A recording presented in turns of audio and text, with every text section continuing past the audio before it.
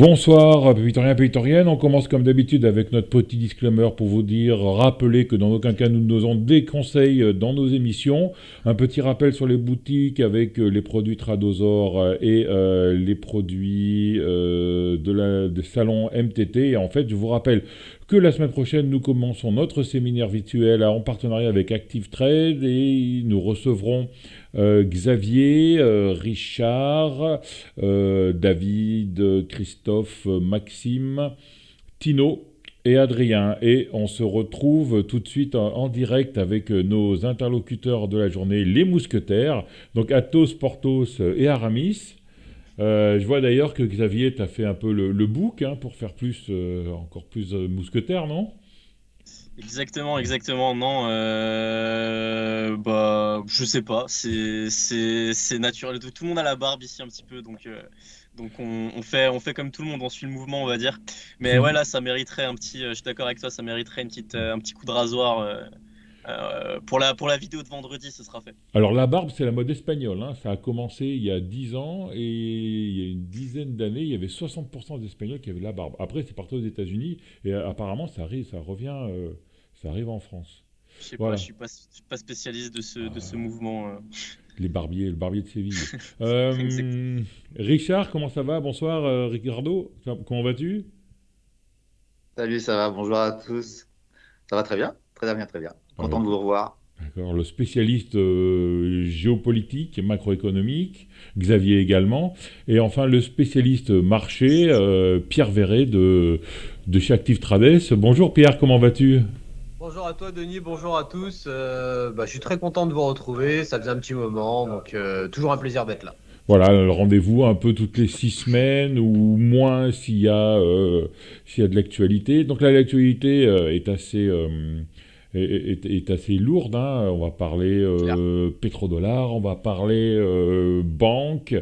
Et on va commencer tout de suite par faire un petit retour sur le fil rouge de toute l'année dernière. C'est la guerre entre l'Ukraine et la Russie.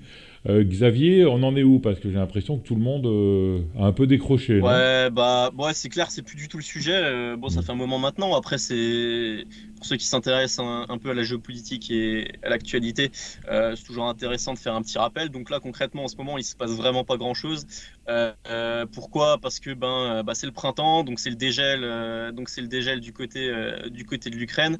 Il y a du coup, il y a beaucoup de boue très très collante, ce qu'ils appellent là-bas la Rasputitsa. C'est Richard qui m'a soufflé ça tout à l'heure. Non, non, Qui fait russe en voilà, 18e langue. disons, il m'a pas fourni, il m'a fourni le terme, quoi. Enfin, il a Euh, été plus rapide que toi sur Google, quoi. voilà, exactement. Mais non, disons, en fait, du coup, par rapport à ça, on sait que ça fait un moment maintenant que les Occidentaux sont en train de livrer du matériel lourd occidental, tout simplement, notamment des chars, en prévision de la préparation d'une contre-offensive ukrainienne pour espérer récupérer un peu les territoires perdus, notamment en Crimée et dans la région de Mariupol, si je dis pas de bêtises. Mhm. Et ce qui se passe, c'est que pour l'instant, c'est un peu le point mort parce que forcément, tout ce matériel lourd peut pas avancer par rapport aux conditions météorologiques, comme j'expliquais, la boule des gels. C'est un peu ce qui avait aussi stoppé, freiné l'avancée allemande en 42. Donc bon, voilà, concrètement, il se passe pas grand-chose. C'est toujours la guerre, c'est toujours un carnage. Bon, les Russes ont pas pris Bakhmut et je pense qu'ils finiront peut-être par jamais la prendre. Et du coup, bon, c'est un peu, voilà, c'est juste histoire de faire un rappel, mais c'est un peu un non-sujet. Le sujet Mhm. qui nous intéresse vraiment, sur lequel j'imagine on va tout de suite embrayer, c'est plus le sujet des banques, et avec ce qui s'est passé notamment le mois dernier entre la faillite de la SVB, de l'autre banque spécialisée dans les cryptos, j'ai plus le nom. Signature. Voilà, quoi, Il y signature. a Silvergate, SVB et la Ouais. signature qui a planté aussi. Silvergate, la signature, SVB qui a fait faillite, et puis le rachat un petit peu in extremis de Crédit Suisse par UBS, dont mes camarades vont parler tout de suite, qui est quand même un bon coup de la part d'UBS, et surtout ça empêche le Crédit Suisse. il y a la semaine dernière ou cette semaine, l'assemblée générale, la dernière assemblée générale de Crédit Suisse, et où le PDG actuel s'est un peu excusé par rapport aux actionnaires, ce qui est, j'imagine, la moindre des choses, après des années, des dizaines d'années même de mauvaise gestion, et puis qu'il a dit concrètement que c'était soit ce rachat un peu quasiment gratuit, soit la faillite, donc que c'était ça ou rien, et que du coup ils ont préféré le rachat, donc la seconde banque suisse, donc Crédit Suisse, qui se fait racheter par la première, en l'occurrence UBS. Et Une petite question, ça... alors parce que bon, la SVB, personne connaissait. Le Crédit Suisse était quelque chose qu'on attendait depuis de nombreuses années, hein. Enfin, c'est pas un signe noir, etc., comme aurait pu être Lehman Brothers en 2008. Est-ce que vous croyez que ça risque d'être contagieux ou pas, tout ça? Ou c'est vraiment on a un malade en phase terminale qui meurt, c'est Crédit Suisse, et le SVB, je vais déjà dire une fois, c'est le Crédit Agricole de la Creuse, enfin je vais pas parler de la Creuse ou de la Meuse ou de l'Isère, comme ça je viens de l'Isère, donc je vais pas un peu maltraiter tout le monde. Ou alors vraiment, est-ce que c'est l'arbre qui cache la forêt? Ah, Moi, à titre personnel, ouais, je pense que ça peut être assez grave quand même, parce que ça reste des grosses banques, notamment le crédit. Enfin, disons même surtout, ça jette un petit peu un froid sur le secteur. C'est-à-dire que même si on comprend pas très bien, qu'on n'est pas spécialiste, on se doute bien qu'il est en train de se passer quelque chose sur le secteur, on sait très bien qu'il y a plein de banques qui sont en difficulté, enfin, en difficulté entre guillemets, quoi, mais qui sont pas forcément extrêmement saines.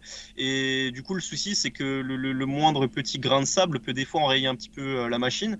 Et puis là, ce qui se passe, qui moi, à titre personnel, m'inquiète entre guillemets, c'est plus comment je peux dire, c'est plus la gestion un petit peu au niveau de la communication de tout ça. C'est-à-dire que on a tout de suite eu très rapidement, par exemple Bruno Le Maire en France, qui disait qu'il n'y avait rien à craindre. Et puis pareil, Christine Lagarde, etc., que les banques sont solides, nanani, nanana. Christine Lagarde, en 2008, elle disait qu'il n'y avait pas de crise, quoi, que quelques semaines avant que les marchés perdent 40%. Donc bon, c'est un peu ça. Généralement, quand ce genre de personnes sont là en train d'essayer d'éteindre le feu, en mode il se passe rien, c'est ouais, qu'en ils disent réalité je le viens problème est éteindre le beaucoup. feu parce qu'il n'y a pas de feu. Donc, mais si tu viens éteindre le Voilà, feu, c'est qu'il y a quelque chose, quoi. c'est que le problème est beaucoup plus grave. Et puis après, bon, la SVB, c'est quand même pas rien. Bon, enfin, à l'échelle des États-Unis, c'est pas énorme, parce que bon, c'est la 16e banque en termes comment je peux dire, de taille, ce qu'ils avaient en gestion, quoi. Mais après, j'imagine que il y a des entreprises. Le problème, c'est que si elles ont des dépôts, si elles avaient des dépôts dans ces banques-là qui garantissaient d'autres crédits à droite à gauche, le problème, c'est qu'après, ça peut faire un peu l'effet boule de neige. Et ça, bon, ça se passe pas. Disons, on n'a pas comment dire, on peut pas avoir de conclusion là-dessus en 3 semaines, quoi. Donc ça va probablement prendre des mois. En tout cas, oui, moi, à titre personnel, ça m'inquiète un petit peu. Après, les marchés, bon, ils en ont rien à foutre. Ça, c'est leur problème. Parce qu'après, derrière, moi, je m'en fous, quoi. On trade le technique. Mais je sais pas si Richard, Pierre, vous avez peut-être d'autres éléments un peu Ouais, plus techniques à apporter là-dessus, hein. Un œil un peu alors, plus technique, un peu plus professionnel Ou par le rapport à ça. fondamental. en Ouais. fait, moi, tel que je vois les choses, effectivement, tu as raison, Denis, SVB, c'est pas Lehman Brothers, c'est pas JP Morgan, c'est pas Barclays, ou voilà. Mais c'est une banque régionale. Et ce qui fait peur dans ce dossier-là, c'est les raisons pour lesquelles cette banque régionale est tombée. Il faut savoir qu'aux États-Unis, il y a une espèce de bulle qui s'est mise en place. Et bon, j'en ai parlé ici sur cette même chaîne avec vous trois.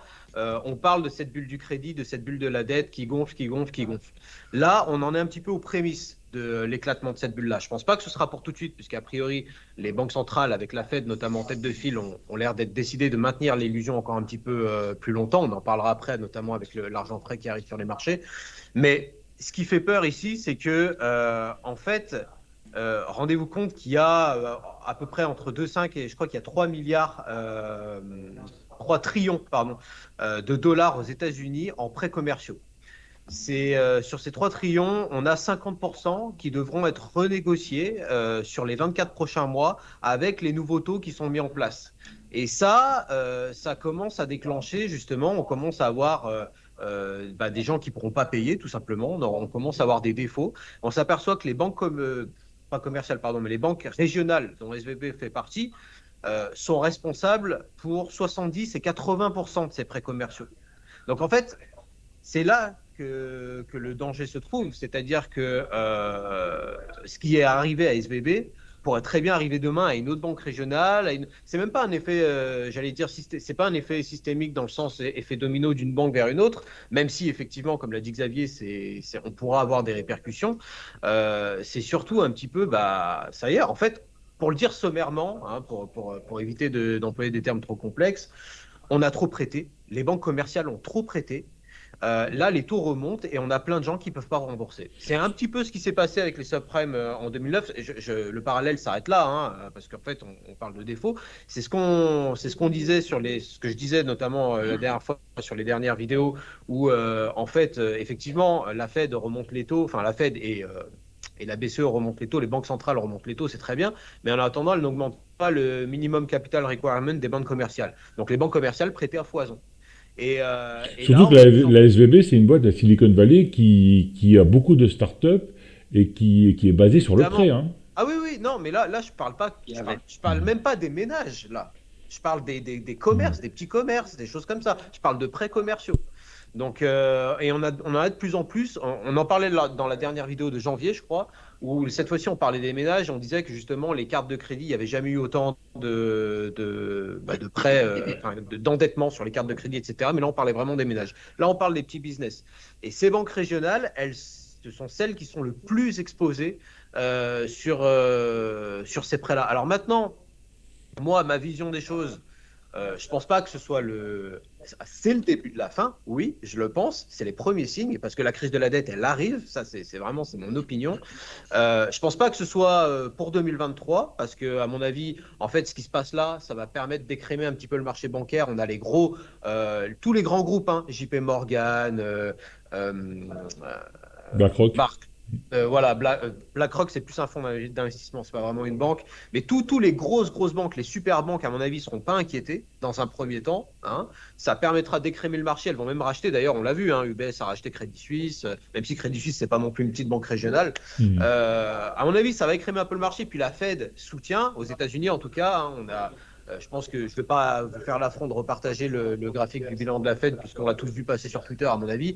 Ça repart à la hausse, il n'y a pas de tapering, il n'y a rien. Donc, je pense que la Fed, en tout cas aux États-Unis, est vraiment décidée à maintenir l'illusion, justement. Et tant que la Fed imprime, à mon avis, tous les creux sur le marché, sur SP500, etc., sont à racheter.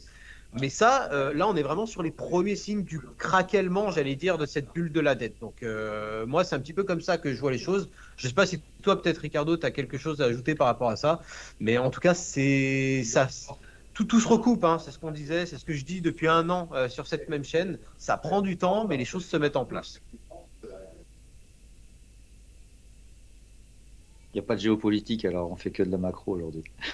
Ah non, on a embrayé sur les bancaires, donc c'est pour ça. C'est révélateur. J'étais juste pour souligner que finalement, ouais, en géo, enfin, moi j'ai un truc à dire, on en parlera après, mais sinon, ouais, effectivement, en géopolitique, c'est plus calme. On s'inquiète vraiment de l'économie aujourd'hui, et c'est révélateur du temps dans lequel on est, puisque on s'inquiète plus des morts en Ukraine, on s'inquiète de nos banques, on s'inquiète de la crise qui va arriver.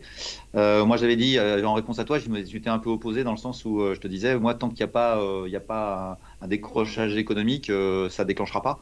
Le problème, c'est que les chiffres commencent à tomber. Là, ça apparaît. C'est pas que je suis contre ce que tu dis, c'est que pour moi, il faut un timing et il faut que la recette, comme on dit, les choses se rejoignent pour pouvoir déclencher effectivement un phénomène de crise, parce que sinon, on va devenir des permabires.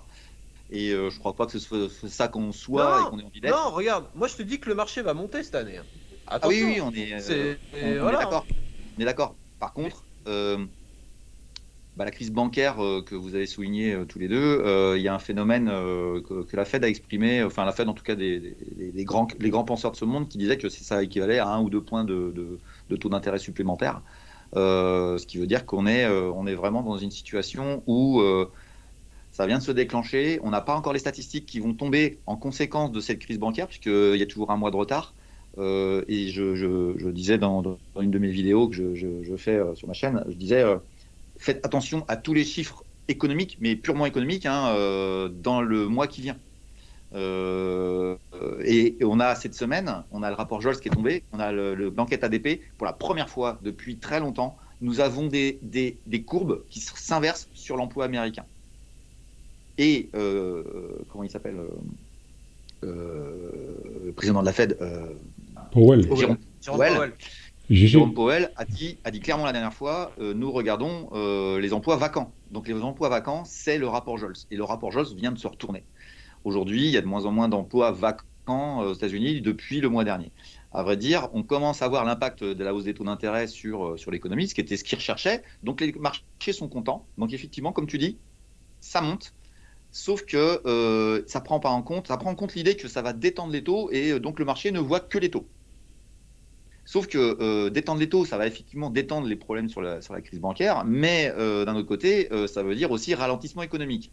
Je vais rester positif. Je reste dans l'idée que ça va être un ralentissement économique, mais un ralentissement économique quand les courbes baissent, le problème c'est, je pense que vous allez comprendre ce que je veux dire, c'est quand est-ce que ça s'arrête. Si ça s'arrête à un ralentissement économique simple, moi j'ai envie de dire, un cycle normal, quoi. Les marchés vont baisser, ils vont retomber à un niveau qu'on verra bien où il tombera, mais pour l'instant le marché ne voit pas du tout la crise économique. Enfin, moi, c'est comme ça que je ressens les choses. Ils voient la détente des taux d'intérêt, et on le voit sur les taux longs et sur les taux courts, ça commence à se calmer. C'est assez intéressant à ce niveau-là. Mais j'ai envie de dire, on est sur une forme d'équilibre. Le problème, c'est que l'équilibre, il est avec un ravin juste à côté, quoi. Ce que tu dis, toi, Pierre, ce que tu dis, toi. La révélation de la crise bancaire, pour moi, c'est surtout la révélation qu'il y a des bébés dans les placards et qui vont sortir. C'est la Crédit Suisse, c'est quand même exceptionnel d'avoir fait un nantissement total sur les obligations AT1. Donc, je peux expliquer ce que c'est rapidement, mais en gros, les obligations AT1, c'est issu de la crise de 2008. C'est-à-dire qu'on est encore dans les problèmes que 2008 a provoqués, et on est en train de se prendre un retour de bâton de ça. Alors ça, c'est 16 milliards, mais je crois qu'il y a 250 milliards qui traînent à droite à gauche d'obligations AT1. On est encore dans les conséquences de 2008. Enfin, je ne sais pas si tu vois ce que je veux dire, Pierre, mais par rapport à ça, c'est quand même encore étonnant de voir dans des bilans des banques, c'est pire que des OCA, les obligations AT1. C'est quand même exceptionnel. Et donc, pour moi, c'est pas gravissime, mais s'ils gèrent mal la situation, ça peut partir en n'importe quoi, comme tu dis. Et moi, je mettais en avant la dernière fois quand tu disais ça, je disais, ouais, mais l'ingénierie financière s'est énormément améliorée depuis, on va dire, début du siècle. Et c'est pour ça que je te disais, je ne suis pas sûr que ça se passe, parce que regarde comment ils ont réagi, la Banque centrale américaine, quand il y a eu le début de cette crise bancaire, ils ont tout de suite réagi, ce qu'ils n'avaient pas fait en 2008. Donc ça corrobore ce que je disais sur cette intelligence de réaction des grands de ce monde face à une problématique. Ils savent réagir très très vite. Donc ça va être un conflit entre est-ce qu'ils vont prendre tout le temps les bonnes décisions et on s'en sort, ou est-ce qu'ils vont un jour se rater et on va se prendre un bouillon. D'accord, mais Ricardo, le problème c'est qu'ils réagissent, mais ils réagissent comment? Ils rachètent des obligations. Voilà. Et c'est pour ça que. Et on a de l'inflation après. Le problème inflationniste est très loin d'être terminé. Moi, c'est ce que je pense. Et c'est ça qui nous guette. Alors, je suis d'accord avec le fait que le problème inflationniste n'est pas terminé. Et pour moi, on est parti sur une très longue période d'inflation. Mais la raison pour laquelle il y a de l'inflation, pour moi, n'est pas la même que la tienne. Pour moi, là, c'est la pyramide des âges. Et c'est le fait qu'il y a le baby boom qui part en papy boom et qui fait qu'il y a une sortie de travailleurs, de travailleurs vers la retraite, avec une entrée de jeunes sur le marché du travail qui est beaucoup plus faible. Donc, c'est-à-dire qu'il y a les flux sont négatifs en termes de gens qui peuvent créer du PIB dans les pays. Regarde la Chine. Enfin, je ne sais pas si tu as suivi, mais la pyramide des âges chinoise est catastrophique. Et donc, aujourd'hui, sur les pays occidentaux ainsi que la Chine, donc quand même les grandes puissances de ce monde, nous avons un déficit de main-d'œuvre à venir qui fait que pour moi, ça sera inflationniste sur la partie service de l'inflation. Et donc, quand on voit la courbe des services, de l'inflation des services qui monte, alors que tout le reste baisse, à vrai dire, c'est déjà en train de se mettre en place où il y a un déséquilibre en termes de main-d'œuvre qui fait que pour moi, l'inflation sera maintenue à un niveau, je dirais que le bottom, qui était, je ne sais plus, on est tombé à combien on est tombé à 0 en inflation ces derniers temps.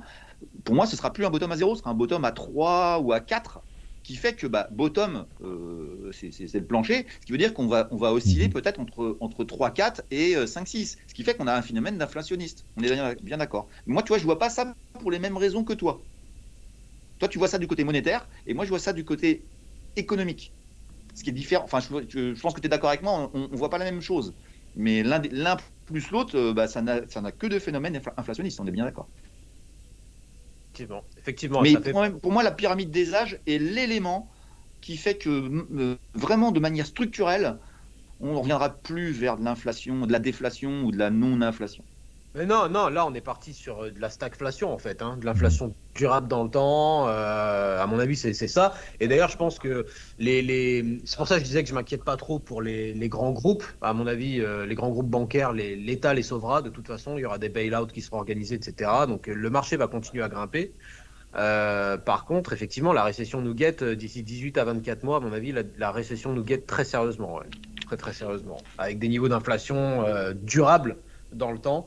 Ce qui fait peur. Donc, parce que tu parles d'un côté de la crise de la dette, et après on parle de la crise bancaire en disant que les États vont probablement sauver les banques. Mais si on a une crise de la dette, ce sera peut-être les États qu'il faudra sauver. Ce sera peut-être les banques qui devront sauver les États. Donc, oui, non, mais de toute donc on façon, va arriver à un moment où l'imprimante va marcher à fond, et si l'imprimante va marcher à fond, l'argent ne vaudra plus rien. Enfin, Denis, il y a déjà des États qui sont en cessation de paiement. Ouais. Bon, mais c'est des petits, oui. C'est des petits, mais... Ouais, on annule des dettes, etc. Mais enfin, les États occidentaux... Pas encore, mais ça va venir. L'annulation de dette, ça va venir.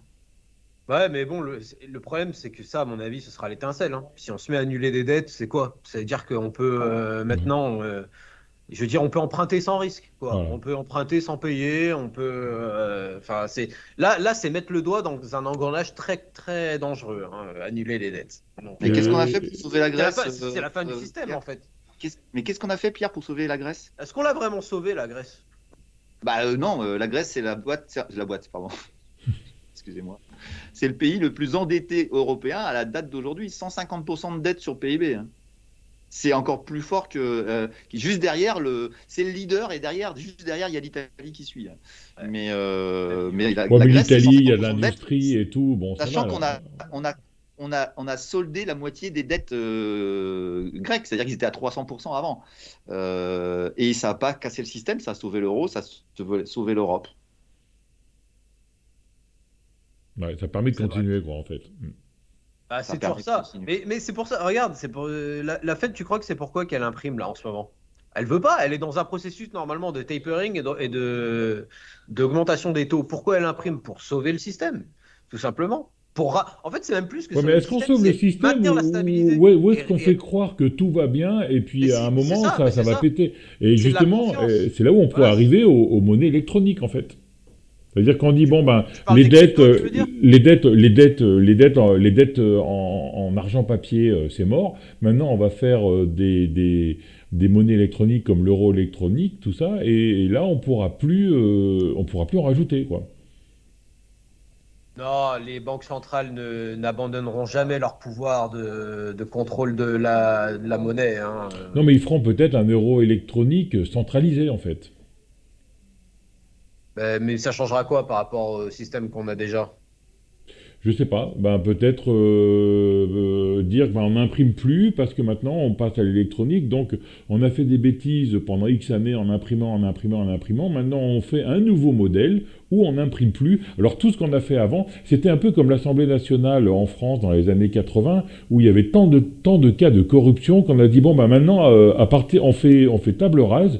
Tout ce qu'on a fait comme conneries avant, on n'en parle plus, mais à partir de maintenant, on pique plus dans les caisses. Je ne sais pas si vous vous souvenez. Et ce serait peut-être le moyen de dire, on a fait des conneries, tout le monde est endetté, on revient à zéro, on part sur un nouveau système monétaire qui sera électronique, etc. Mais Denis, je me permets juste de faire une réflexion par rapport à ce que tu viens de dire. L'impression monétaire qu'on dénonce tous, effectivement, qui est provocatrice d'inflation, etc. Est-ce que tu crois que le minage, c'est pas de l'impression monétaire numérique? C'est Mais tout dépend l'inflation ce que tu mets dans monétaire. le code. Si tu mets dans le code qu'il y a un certain nombre des conditions pour pouvoir imprimer, etc., etc., enfin, je sais pas. Oui, mais c'est pas le cas. Il y a de plus en plus de crypto-monnaies. On est rendu à 8500 crypto-monnaies différentes. Donc, c'est par nature, c'est de la création monétaire numérique. Donc, si tu veux, on va transférer ce qui était le bout de papier qu'on avait dans les mains ou la piécette dans les mains en un code informatique. Mais la logique économique provoquera ça. Parce que si tu fais pas de l'expansion monétaire, tu peux pas développer un pays. Ça a été prouvé par des économistes que je saurais plus citer. Donc, si tu veux, pour moi, c'est un transfert. On passe d'un monde à un autre, mais les problématiques seront les mêmes à terme, dans 10, 15, 20, peut-être plus tard, quand on sera mort. Mais ce sera la même D'accord. chose. Enfin, pour moi, en tout cas, je pense. Hein, je me trompe peut-être, mais. Donc, Pierre, prémisse des crises Après, des dettes, des crises des banques, alors. voilà, c'est pas encore la fin du bal, hein, parce que moi je suis encore long sur les actions d'ailleurs, hein, c'est vous dire. Euh, mais tant que les banques centrales maintiennent l'illusion de la stabilité et ramènent justement de la confiance dans les marchés, ça montera. Je pense que ça montera, mais à un moment donné, quand ça va s'arrêter, va falloir très sérieusement se poser la question d'orienter son capital sur des valeurs qui sont pas liées à la dette, les matières premières, les crypto-monnaies, ce genre de choses. À mon avis, c'est ça qui profitera de la crise de la dette quand elle arrivera, mais c'est très difficile pour moi de dire quand exactement ça va se produire. À mon avis, on en a au moins pour un an encore comme ça. Je pense que le bateau va continuer à flotter encore pour un an, même si les prochaines publications de résultats vont être très intéressantes à suivre. À mon avis, on devrait commencer à avoir quelques effets négatifs sur les prochaines publications de résultats, mais je pense que de toute façon, comme je l'ai dit sur Twitter, là, je me suis pris le bec avec pas mal de monde derrière moi à ce sujet. Euh, Tu l'as cherché. c'est Pardon? Tu l'as cherché. Bah, j'ai cherché au final, j'ai eu raison, hein, regarde. Mais non, mais t'avais raison. T'avais raison. Mais voilà, c'est là, on a les banques centrales qui jouent un rôle vraiment de tierce partie et qui parasitent complètement le mécanisme naturel des marchés, d'établissement du prix, etc. Je veux dire, là, ce que les gens achètent, tu l'as très bien dit, Ricardo, c'est les tournures accommodantes des banques centrales. On va peut-être pas augmenter les taux, on continue d'imprimer. C'est ça que les gens achètent. C'est ça qui fait Mhm. monter les marchés.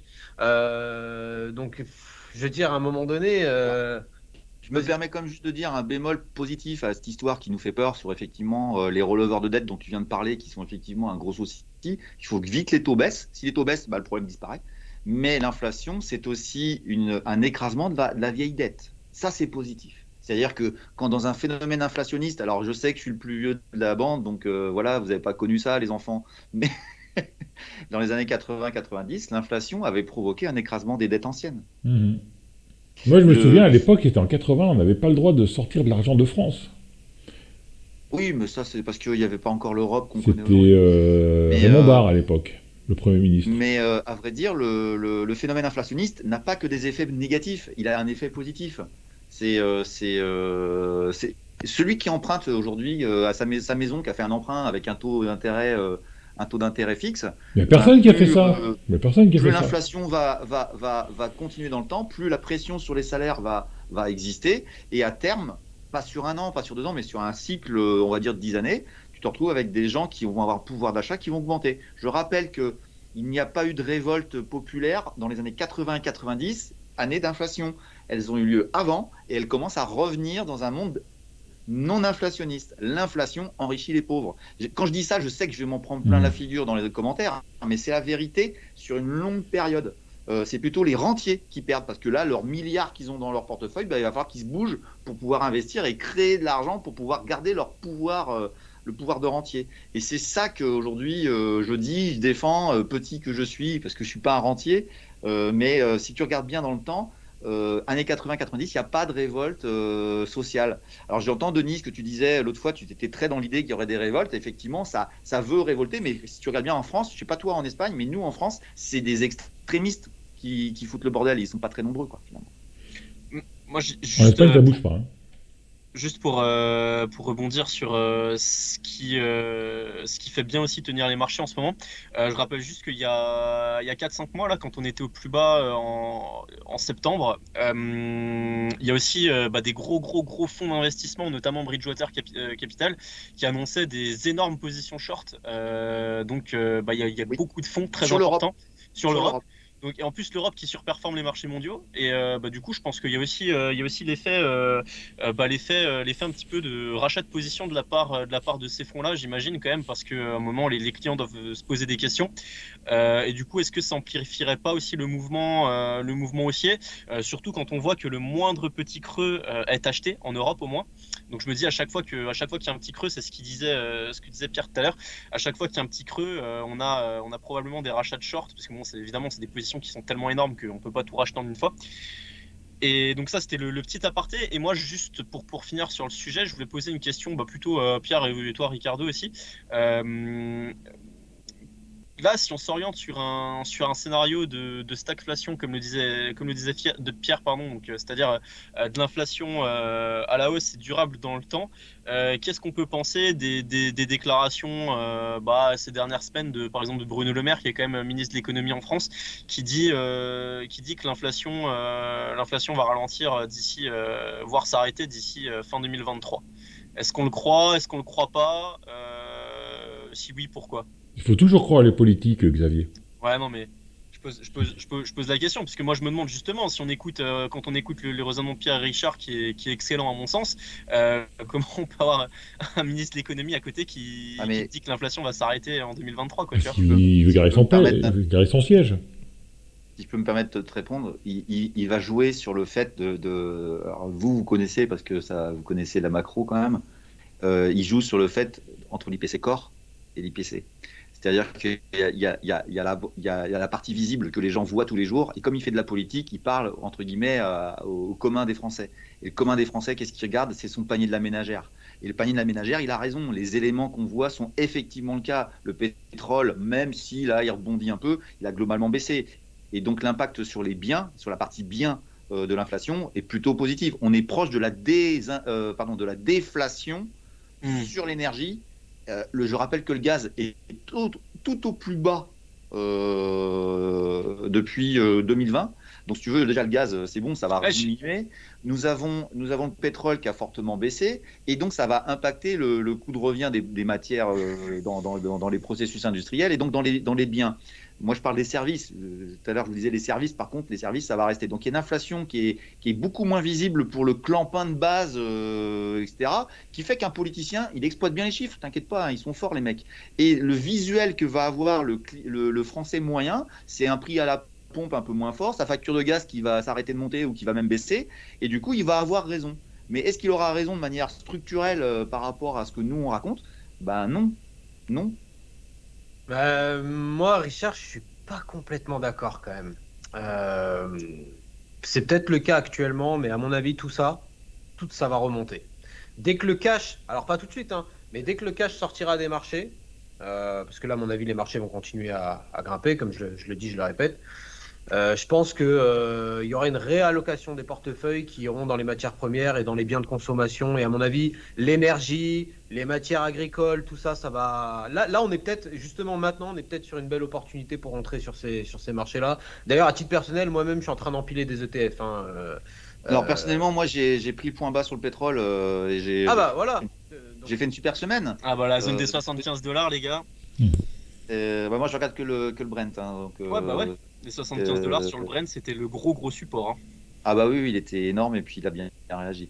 Et puis merci les Saoudiens de nous avoir fait ce qu'ils font habituellement. Hein, dès que c'est trop bas pour eux, et ils font toujours la même chose. Ouais, ils ferment le robinet. D'ailleurs, on pouvait quasiment dire qu'ils allaient encore annoncer des baisses de production. C'était quasiment sûr. Bon, ils l'ont fait.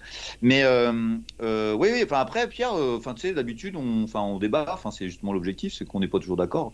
Bien sûr, moi, ce que je disais, c'est que le maire utilise des chiffres qu'il sait très bien qui seront baissiers dans l'année 2023 pour dire ça va baisser en 2023 et le ressenti des gens va être bon. Et il fait de la politique. Ils vont dire. D'accord avec toi. Xavier, pardon. J'ai vu. Alors qu'à vrai dire, l'inflation core, tu sais ce que ça veut dire, l'inflation core, elle n'est pas baissière, puisque je disais tout à l'heure, je ne vais pas me renier, que le bottom n'est pas à 0 d'inflation, il est à 3 à 4. Pierre, tu peux développer un peu. Tu peux développer un peu, Pierre. Tu dis que t'es pas d'accord, mais pourquoi t'as pas développé? Non, parce qu'on parle du problème inflationniste.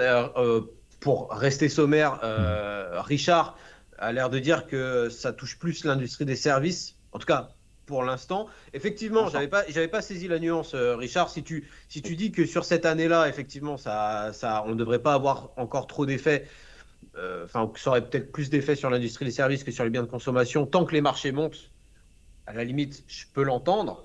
Mais moi, je pense sincèrement que tout ce qui est biens de consommation, matières premières agricoles, énergie, etc., ça, là, on est au début d'un super cycle. On est vraiment au début d'un super cycle. Là, pour l'instant, les capitaux vont dans les marchés risqués que sont les actions, puisque, en fait, c'est simple. On a le TGV que sont la Fed et la BCE qui impriment. Donc, on ne va pas se mettre en face, hein, évidemment.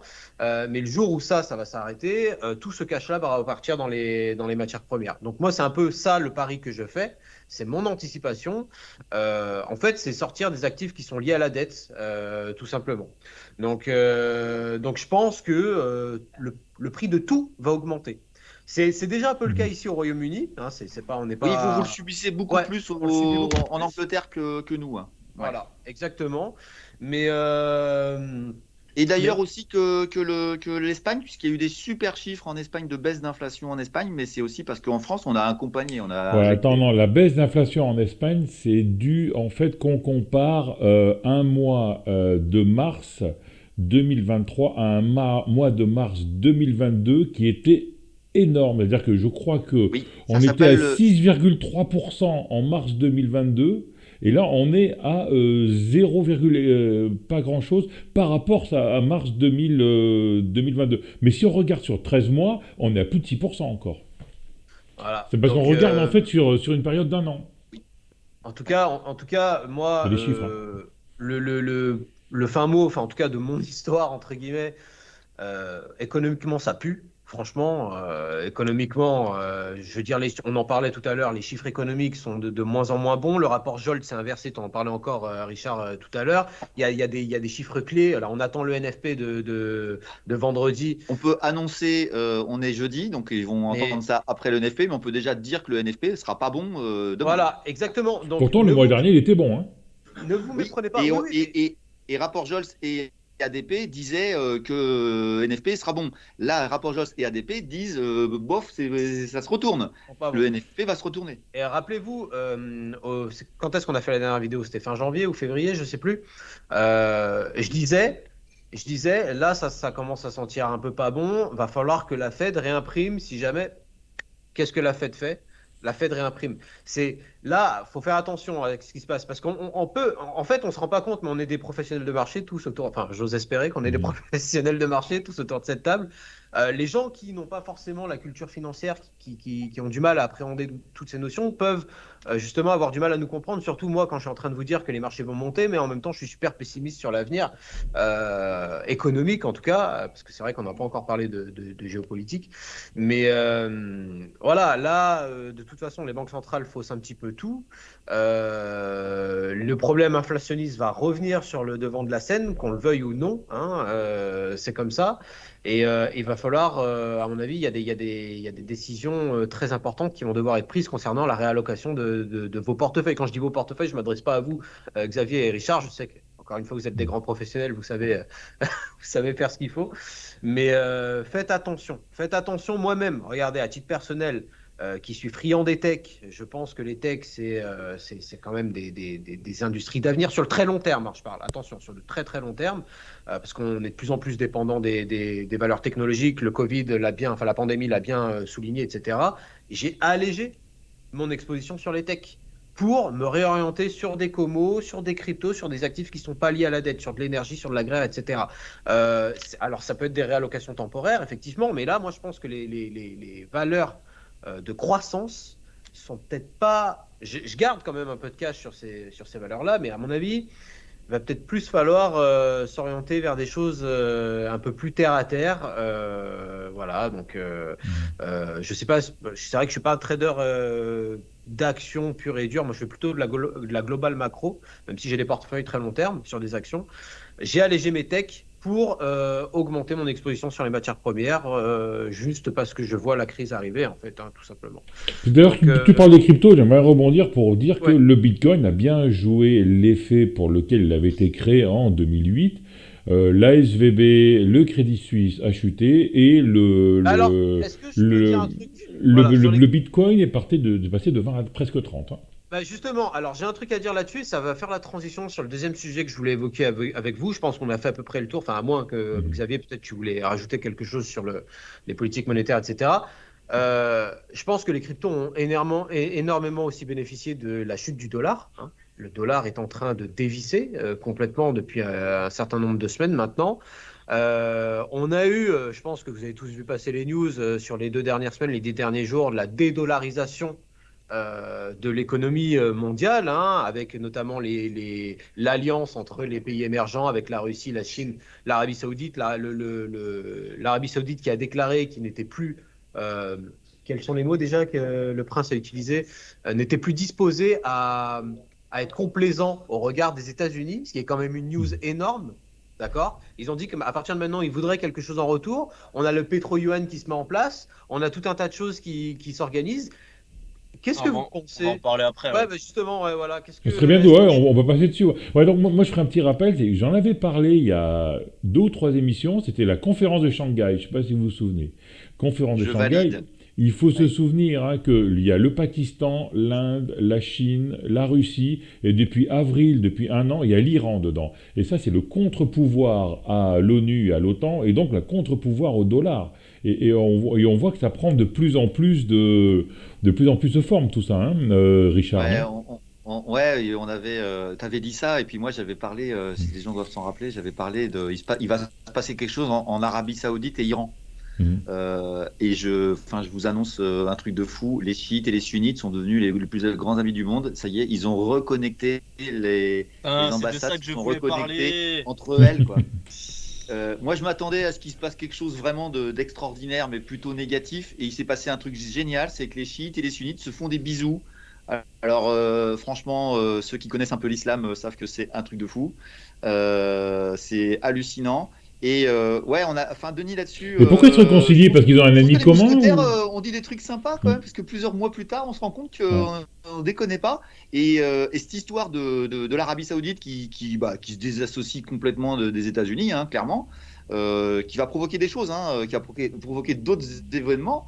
On l'avait bien vu, quoi. On voyait bien qu'il se passait des choses qui n'étaient pas normales, quoi, effectivement. Et la dédollarisation, certains très grands sur les réseaux pensent que c'est n'importe quoi. Le phénomène est en train de s'accélérer très très rapidement ces derniers mois. Et ça pourrait avoir de gros impacts quand tu sais que les États-Unis, on sait qu'ils ont récemment là, ils doivent d'ici juin, ils vont devoir encore rehausser le plafond de l'endettement public, donc supérieur à 31 000 milliards de dollars, un truc comme ça, et qu'une grosse partie de leur endettement illimité tient sur sur la toute-puissance du dollar et du pétrodollar dans le monde. Donc si demain le dollar devient moins fort, apporte moins de garanties aux prêteurs, tout simplement, il est possible qu'on assiste à quelque chose de pas sympa au niveau de la politique intérieure américaine sur son endettement, tout simplement. Je sais pas si c'est un sujet aussi pour vous ou pas. Comment est-ce qu'on pourrait le yuan pourrait prendre de la force, parce qu'en fait c'est coté nulle part le yuan en fait. Denis, il est déjà en train de prendre de la force. Oui. Les échanges, les Russes ont une balance des échanges en dollars qui est inférieure maintenant avec celle qu'ils ont avec le yuan.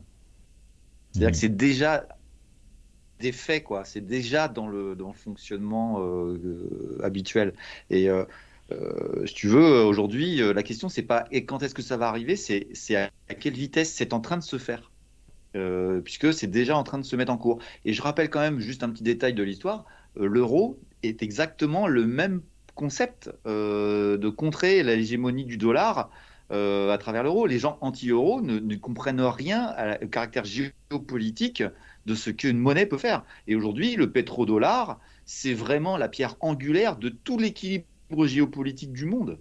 C'est-à-dire que si on a aujourd'hui, alors, des gens disent oui, tu dis le pétrodollar va plus être hégémonique, donc du coup le dollar va disparaître. Ce n'est pas du tout ce qu'on est en train de dire. C'est simplement aujourd'hui il n'y a plus l'hégémonie du dollar. L'euro a pris sa place et le yuan va prendre sa place et on va être dans un monde multipolaire. Et c'est la dernière rencontre entre Poutine et Xi. Les mots ont été très clairs. Et ils veulent ça, ils sont en train de le mettre en place en ce moment. Et en plus, c'est en train de se mettre en place. Si je peux rajouter un truc sur la news que tu as dit là, Richard, par rapport à l'Iran et l'Arabie Saoudite qui du jour au lendemain se font un peu des câlins alors que ça fait des années que ça va pas bien. Ce qui est bizarre, c'est que comme par hasard, les accords ont été signés où? En Chine, sous la supervision chinoise. Donc en fait, c'est aussi un élément de plus qui montre la guerre froide économique, pas encore militaire, mais je pense que ça viendra. Ça va venir, et puis on peut citer un pays où ça va se passer. Voilà. Taïwan, non? Ah oui, Taïwan. C'est Taïwan. C'est l'Ukraine et ça va être Taïwan. Ouais, que se livrent la Chine et les États-Unis. Enfin, je veux dire, c'est un élément. Enfin, encore une fois, on se rend compte que voilà, les Chinois, ils montent. Enfin, nous, en tant qu'Occidentaux, c'est quelque chose qui devrait nous inquiéter, je pense, dont on parle pas du tout. Alors, je sais pas pourquoi, mais c'est quand même assez inquiétant, je trouve, cette montée en puissance. Enfin, ces nouvelles alliances un petit peu qui se créent, parce que nous, on a plus à y perdre qu'à y gagner, quoi, à l'échelle de la France, quoi, dans ce qui est en train de se passer en ce moment. Donc là, bon, on a Macron qui est en Chine, qui essaye de négocier un peu sur l'Ukraine, mais bon, en réalité, c'est pas le sujet, quoi. Enfin, c'est anecdotique, je veux dire, à l'échelle de ce qui se passe partout dans le monde et des alliances qui sont en train de se tisser à droite à gauche. Mais ouais, c'est pas anecdotique, quoi. Le fait que on ait deux pays, en plus, c'est quand même des puissances régionales très importantes, hein, l'Iran et l'Arabie Saoudite, qui se reparlent à nouveau sous la supervision chinoise. Ça montre aussi que les Chinois sont en train de s'implanter de plus en plus au Moyen-Orient, qui est quand même une région à conflit depuis des années. Et après, l'élément un petit peu positif, disons humain dans tout ça, c'est que peut-être que ça va tendre à baisser un petit peu les tensions dans le coin, notamment quand on sait par rapport aux guerres qu'il y a en Syrie et au Yémen notamment, où on a à chaque fois d'un côté l'Arabie Saoudite qui soutient un camp et l'Iran qui soutient un autre. Donc c'est aussi, enfin, le Yémen et la Syrie, c'est aussi un petit peu ces deux cas de guerre froide à plus petite échelle entre l'Arabie Saoudite et l'Iran, parce qu'ils ne font pas la guerre directement, mais les deux financent l'un et l'autre camp, quoi. Et pourquoi ils se sont rabibochés, en fait, à votre avis? Pour des raisons économiques, pour challenger un petit peu. Enfin là, c'est gagnant-gagnant pour tout le monde. La Chine y gagne, l'Arabie Saoudite y gagne, l'Iran y gagne et les États-Unis y perdent, quoi. Donc à l'origine de ce conflit, de cette. Attends, mais l'Arabie Saoudite, c'est les grands alliés des États-Unis. Donc, plus maintenant. Ouais, mais justement, pourquoi plus si maintenant? Pourquoi plus maintenant? Denis, il y a toujours eu ce problème de Israël. On remonte à Israël. Je sais que je suis un vieux con parce que je dis des trucs qui ont 75 ans d'histoire, mais Israël, ça n'a jamais été digéré par les Arabes. On voit. Que ce soit sunnite ou chiite. On sait tous très bien ce qui se passe en Israël. C'est un territoire qui a été conquis sur les Palestiniens, et le problème palestinien a provoqué les tensions diverses et variées. Et jamais l'Iran n'acceptera ça. Jamais. Jamais. Et il se trouve que les Saoudiens qui ont été alliés américains ont été un petit peu. C'est ça qui a créé cette tension entre les Iraniens et les Saoudiens, parce que les Saoudiens ont été plutôt alliés des Américains, mais les Saoudiens ils se rendent compte que ils ont plein de gens qui veulent leur acheter du pétrole, et ils s'appellent chinois, ils s'appellent ceci, ils s'appellent cela, et finalement ça leur va bien parce qu'ils se disent nous ce qu'on veut c'est détruire Israël. Et Israël va peut-être revenir au devant de la scène. Et il ne faudra pas s'en étonner. C'est-à-dire que finalement, ces histoires de pétrodollar, de pétro-yuan, de pétro-machin, où c'est de l'argent, finalement, comme disait Pierre, une fois, on peut répéter la phrase, on pourrait la répéter à chaque fois, suivez l'argent, vous comprendrez le monde. Et moi, je pense que derrière, il y a cette verrue de Israël dans le Moyen-Orient qui fait qu'à un moment donné, ils ont peut-être compris qu'il fallait qu'ils s'allient contre Israël, tous. Et enfin, ça peut être rassurant d'un côté, comme tu disais, sur Yémen-Syrie, mais ça peut être aussi déclencheur d'autres conflits beaucoup plus dangereux, quoi. Enfin... Parce que les Israéliens ne se laisseront pas faire, hein, ça c'est clair et net. Hein. Ça, c'est certain. Ils sont chauds là-bas. C'est certain, mais ils n'ont jamais digéré les guerres du Kippour et la guerre des 6 jours, je sais plus. Enfin, voilà, c'est pas digéré. Non, mais en fait, concrètement. Je crois que c'est la même. Ouais. Ouais. pour répondre à la question, pour répondre à la question de Denis, je trouve, hein, pour simplifier un peu ce que tu viens de dire là, Richard, je pense ce qu'il faut dire, c'est que tout simplement, oui, l'Arabie Saoudite était un grand allié des États-Unis, notamment on sait sur un point de vue militaire et tout. Les Américains ont passé des beaux contrats avec les Arabes, mais en fait, c'est juste, voilà, ça c'était les 20 dernières années, et aujourd'hui, l'Arabie Saoudite a plus à gagner en s'alliant à la Chine, voire à l'Iran, que en restant sous, comment je peux dire, sous tutelle américaine, quoi. C'est-à-dire qu'en fait, ils commencent à regarder que le camp des vainqueurs, ce sera peut-être plus le même, quoi. Exactement, c'est Oui. ce que je dis, c'est qu'on a vraiment une montée en puissance de la Chine et que y a quand même pas mal d'acteurs régionaux importants qui sont en train de plus en plus tourner le dos aux anciennes alliances occidentales, etc. Mais on le sent bien pour plein de raisons. Enfin, que l'Occident est en train, enfin, je veux dire, il suffit de voir l'état de la société française. C'est un autre sujet, mais enfin, je veux dire, il y a tout qui part en couille. Enfin, moi, ça me paraît assez évident qu'on n'a plus, que on sera pas number one encore dans les 40 prochaines années, quoi. Ah bah nous, quand on Il y a fait derrière- 0,3% de PIB, on est content, hein. Voilà. il y a un dernier élément que j'ai vu passer il y a très peu de temps, c'est qui va certainement expliquer pourquoi il y a des baisses de production au niveau de l'Arabie Saoudite. Les Américains ont des réserves en baisse, des réserves connues, qui sont en train de s'effondrer. J'ai vu un chiffre passer, ce qui veut dire que je pense du côté de l'OPEP, ils sont en train de se dire les Américains ne pourront plus être numéro un mondial, ils vont épuiser leurs ressources. Si on baisse nos productions, ça va obliger les Américains à piocher encore plus vite dans leurs ressources et donc les épuiser plus vite. Et en plus, et surtout, Et ça que peut devenir un truc grave dans le futur. Surtout que Biden, donc les réserves stratégiques, stocks de pétrole américains sont plus bas historiques, enfin globalement ces derniers mois, et qu'en plus Biden avait annoncé que voilà, sous $70 c'était l'affaire, on refaisait les stocks et tout, et comme par hasard il y a l'OPEP qui se met d'accord pour baisser la production, faire remonter le prix du baril. En fait non mais c'est super intéressant parce que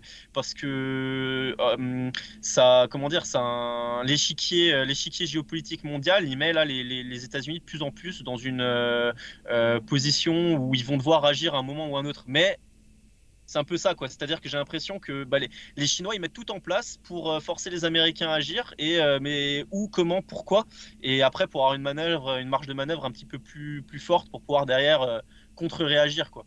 Je pense qu'en ce moment, c'est beaucoup les grandes puissances qui essayent, enfin la Chine qui essaye de tester, qui monte en puissance depuis des années et qui tisse des liens, qui essaie de plus en plus de challenger les États-Unis, voir comment ceux-ci réagissent pour derrière adapter sa stratégie à long terme, parce qu'on sait que les Chinois ils voient à 50 ans plus, quoi. Ils voient pas comme nous à horizon 2 ans, quoi.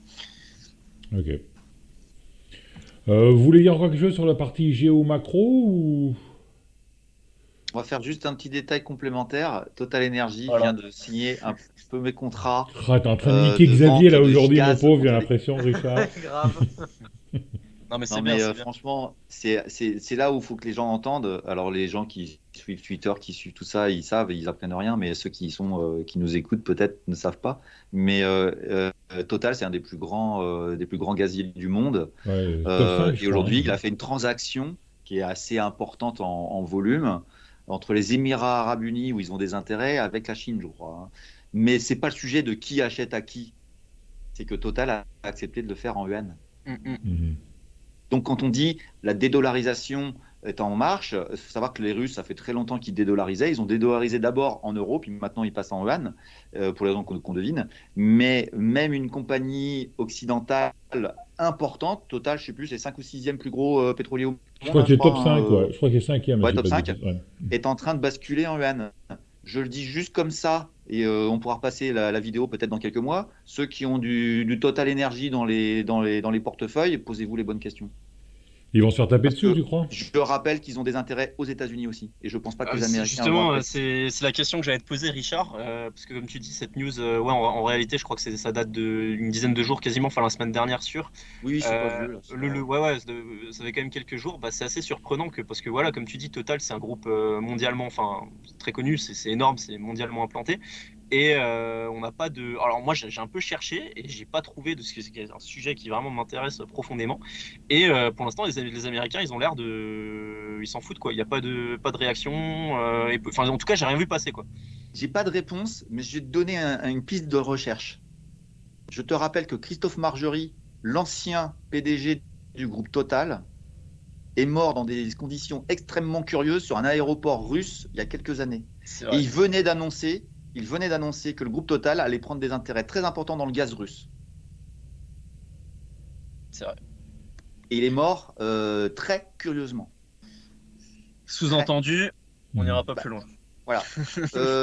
Quand on fait péter un gazoduc dans le fond de la Baltique et qu'on fait croire que c'est les Russes qui l'ont pété, alors que c'est certainement les Américains et on le sait tous. Alors maintenant, même les Américains l'ont dit. Les Américains ont dit que c'était des pro-ukrainiens qui l'avaient fait.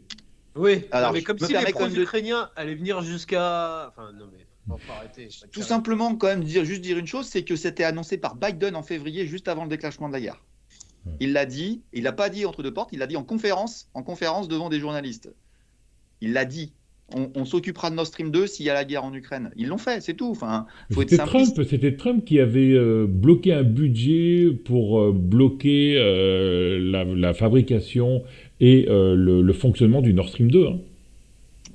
Et donc, quand tu reprends l'histoire de Christophe Marjorie, qui est un peu plus vieille, je ne sais pas combien il y a d'années, quand il est mort, sincèrement, mais c'était louche. Ça puait ça puait l'opération l'OPEX, quoi, des services secrets américains. Il venait de dire on va bosser avec les Russes et on va développer le gaz avec les Russes. Total est le plus grand fournisseur de GNL au monde. Je crois que c'est le numéro 1 au monde en GNL. Donc c'est lui qui a le plus de technologie. Donc clairement, il va se passer quelque chose. Moi, je dis ça, je dis rien, mais j'ai jamais eu de Total dans mon portefeuille. Posez-vous les bonnes questions. Posez-vous les bonnes questions. Parce que je rappelle que la BNP, quand elle a fait le con avec l'Iran, s'est pris une amende de narvalo. Vous croyez que les Américains vont rien faire? Vous croyez que... Enfin, là, je parle aux gens. Pardon? C'était une transaction en dollars, la BNP. Donc c'est pour ça qu'ils se sont fait aligner par les États-Unis. Oui. Là, c'est une transaction en yuan, donc les États-Unis peuvent rien faire normalement. Ouais, mais les transactions, toutes les autres transactions qui sont en dollars au niveau de Total, qu'est-ce qui va se passer? Moi, je dis pas que ça va arriver, mais celui qui pense que il veut jouer au loto, bah joue au loto. Là, tu peux jouer au loto là. Enfin, moi, c'est mon avis. Hein, je dis ça, voilà. Non, très intéressant. Si ça arrive, on aura dit, bah celui qui a du Total, il se l'est mangé, bah t'avais qu'à écouter les mousquetaires. Super. En tout cas, Total, c'est assez épatant, quoi. Je sais pas ce que vous en pensez, les gars, mais... Moi, j'avais pas vu la news, hein, mais Xavier apparemment l'avait vu aussi. T'en penses quoi, toi, Xavier? Je te renvoie la question que tu as posée à Richard, parce qu'en fait, je pense que tu dois avoir une petite idée dessus, non? Bah oui, bah forcément. Enfin, si tu t'intéresses à l'histoire, enfin l'histoire un petit peu l'hégémonie des États-Unis, etc. Bah, depuis la fin de la Seconde Guerre mondiale, donc sur les 80 dernières années globalement, 70 dernières années, bah tu te doutes bien qu'ils vont pas rester sans rien faire. Ah, c'est clair. Moi, je pense que enfin, comment dire. Cette news-là, donc de la dédollarisation. Alors moi, à titre personnel, oui, j'y crois et oui, je pense que c'est possible parce que pour moi, les Chinois sont en train de passer devant à tous les points de vue. Et enfin, c'est juste une question de temps, même d'un point de vue militaire. Ça prendra peut-être encore 20-30 ans. Mais pour moi, l'hégémonie des États-Unis arrive à sa fin et ce siècle-là verra émerger la puissance de la Chine, quoi. Et en fait, moi, ce qui me chamboule un petit peu là-dedans, c'est que je me dis, les Américains, eux, ils